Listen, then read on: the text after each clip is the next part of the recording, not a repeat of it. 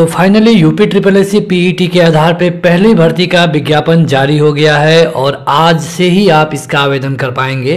इस पूरी वीडियो को देख करके आप जान पाएंगे कि आने वाली भर्ती या फिर इस भर्ती के लिए पीईटी का कट ऑफ कैसे कैलकुलेट किया गया है।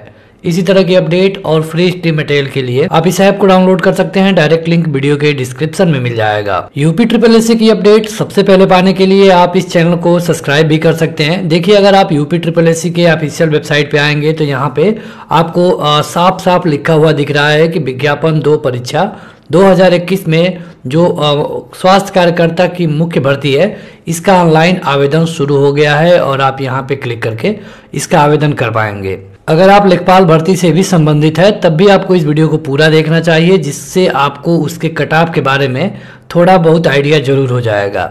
यहाँ पे आप देखेंगे तो आपको यहाँ जो एडवर्टाइज वाला सेक्शन है यहाँ पे मिलेगा, आपको यहाँ पे क्लिक करना होता है।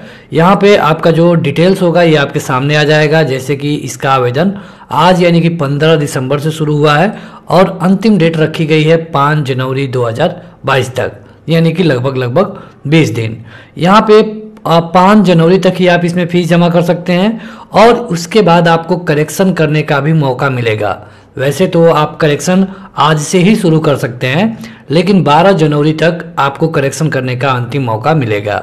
जो भी भर्ती आएगी इसी तरह उसके डेट मिलेंगे और यहाँ पे आपको इसके बारे में निर्देश मिल जाएंगे। यहाँ पे इसका पूरा विज्ञापन, अगर आप विज्ञापन वाले पे क्लिक करेंगे तो यहाँ पे एक नया पेज आएगा और ये विज्ञापन पूरी तरह से आप देखेंगे कि हिंदी में है।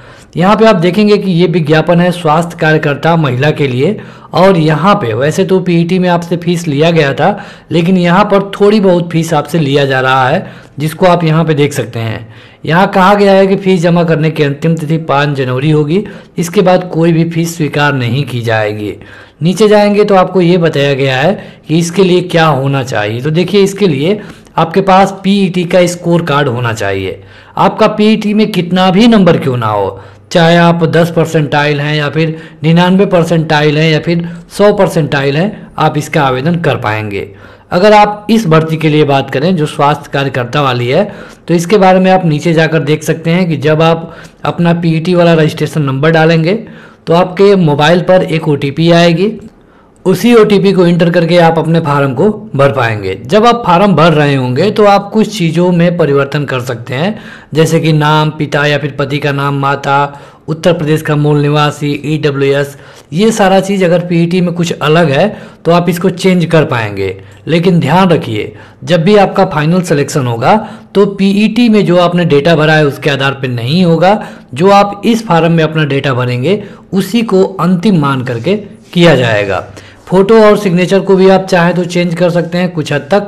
तो यहाँ पे आपसे कोई फीस नहीं लिया जाएगा, लेकिन एक आवेदन शुल्क के तौर पे सभी को 25 रुपये देना होगा। जैसा कि आप यहाँ पे देख सकते हैं, चाहे कोई भी कैटेगरी हो आपको केवल 25 रुपये देना पड़ेगा। इसके लिए आपकी उम्र कम से कम 18 साल होनी चाहिए और अधिकतम हो सकती है 40 साल। आपको पता है कि स्वास्थ्य कार्यकर्ता के लिए कुल मिला के 9,212 पद हैं, लेकिन ये जो पद हैं ये अस्थाई और अस्थाई दोनों तरीके के हैं। सबसे जरूरी चीज जो इसकी अनिवार्य अर्हता है, इसमें देखिए कहा गया है कि इंटरमीडिएट या फिर उसके समकक्ष सरकार के द्वारा कोई मान्यता प्राप्त परीक्षा होना चाहिए। इसके अलावा जो एएनएम है ये होना चाहिए और 6 महीने का प्रशिक्षण। अगर आप इससे संबंधित हैं तो आप इस नोटिफिकेशन को जरूर पढ़ लें। आपको पता होगा कि इसका सिलेबस पहले ही जारी किया गया था। तो अगर आप इसका आवेदन करने जा रहे हैं तो आपको करना ये होगा कि सबसे पहले विज्ञापन वाले पे क्लिक करिए, अप्लाई वाले पे जाइए और यहाँ पे जब आप कैंडिडेट रजिस्ट्रेशन शुरू करेंगे तो इसके बारे में बताया गया है कि इसकी कट ऑफ क्या होगी। देखिए, यहाँ पे कहा गया है कि आप इसे अच्छे से पढ़ लीजिए। इसमें कहा गया है कि जो लोग पीईटी में पास होंगे इसका आवेदन कर पाएंगे, लेकिन जो भी लोग इसका आवेदन करेंगे जब इसका जो फार्म है ये कंप्लीट हो जाएगा, मतलब 12 जनवरी के बाद, तब आपको एक नया नोटिफिकेशन मिलेगा और उसमें बताया जाएगा कि कितने तक के कैंडिडेटों को इसमें बुलाया गया है। जैसे कि हम बात कर रहे थे कट ऑफ के बारे में, तो आपकी कट ऑफ पता चलेगी कब? 12 जनवरी के बाद। अब आगामी जो भर्तियां होंगी पीईटी के आधार पे, जैसे कि लेखपाल, इस तरह की जो भी भर्तियां होंगी उसमें यही पैटर्न फॉलो किया जाएगा। जैसे कि लेखपाल की भर्ती आएगी तो उसके लिए भी आवेदन मांगा जाएगा। जब अंतिम डेट समाप्त हो जाएगी तो मुख्य परीक्षा के लिए कुछ लोगों को शॉर्ट लिस्ट किया जाएगा। अगर यूपी ट्रिपल एससी की बात करें तो यूपी ट्रिपल एससी 15 गुना लोगों को बुलाता है। हालांकि स्वास्थ्य कार्यकर्ता वाली भर्ती में ज़्यादा लोगों को कॉल किया जा सकता है। देखिए, अगर हम लेखपाल के लिए बात करें कि उसका आवेदन कब से होगा तो 20 दिसंबर के आसपास आपको इसका विज्ञापन भी दिखाई देगा और उस समय के बाद आप लेखपाल का आवेदन कर सकते हैं। परीक्षा के बारे में हम आपको पहले ही बता चुके हैं कि लेखपाल का परीक्षा किसी भी हालत में चुनाव से पहले नहीं होगा।